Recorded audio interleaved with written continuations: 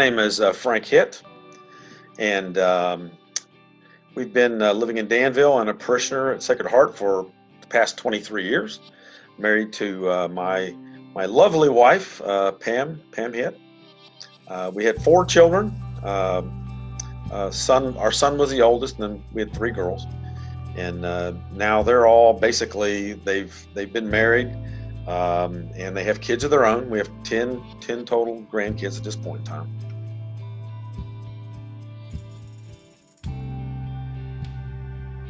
Without faith, you really are aimless, and I think faith gives you something to hang on to when you go through this journey called life. It's not all a bed of roses. There's lots of times when you will hit hardships and obstacles and roadblocks and heartaches and other things, and your faith in God is what gets you through. You have to have faith that He knows what's the best for you, for all of us. And I think that without faith, you're going to be pretty aimless. And I think it would be easy to give up hope and to not feel that there's really anything to live for. If you have faith in God and you know that you're here for a purpose, He doesn't do anything without having a purpose behind it. We're all here for a reason, and in this journey we call life, it's up to us to try to figure out exactly what that purpose is. And once we are on that road of life, and we figured out what our purpose is, it's up to us at that point in time to try to do our best to live a faith-filled life, and to spread our faith to those around us. When you're raising your family, you want to introduce your faith to them. And I think Pam and I have done a pretty good job of that. We've raised them in the church. They've gotten their sacraments. We've had lengthy discussions from time to time about faith in their lives, not only as a group, as a family group, but individually and privately with them. We've been through a lot of hardships with them. There's been some traumatic things that happen in all of our lives, and I think that for the most part, my kids are coming through it pretty well. So I would like to think that Pam and I are doing a good job in imparting our faith to our kids and our grandkids. But it's something that it's not something you do just once. It's something you continuously do.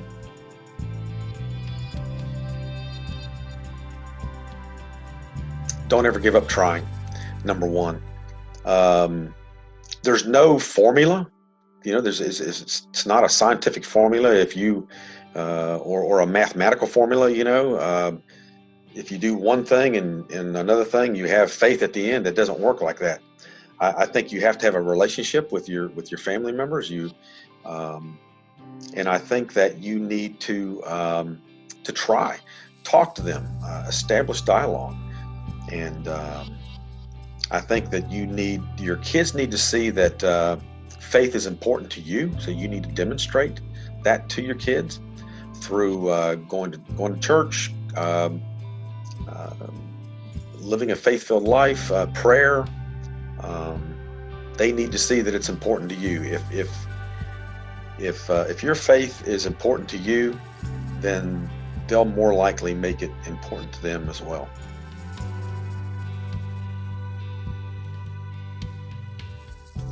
I pray, and that involves a lot of prayer. Without prayer, it would be very difficult. I think that you need to connect with Jesus, and you need to let Him know that, number one, you're there, and that you care, and that you want Him to be in your life. Without that, I don't think you really have faith. The other thing I do is I try to read. I not only read the Bible, pretty consistently, but I read other books on faith, and I try to read about the saints. Scott Hahn is a favorite author of mine, and also tap into various websites. Word on Fire, Bishop Barron, and the Catholic Gentleman. There's a lot of good websites out there that you can tap into.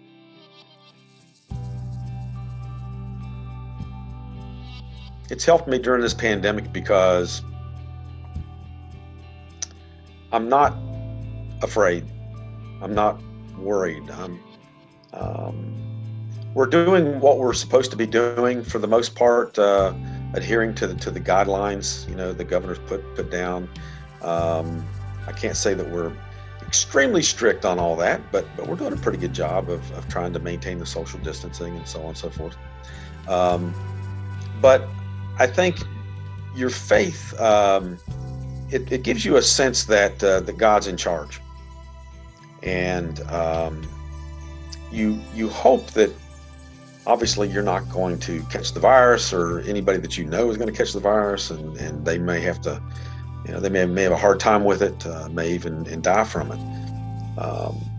But I think it gives you a strength to endure it. And like I said, God's in charge. God knows what He's doing.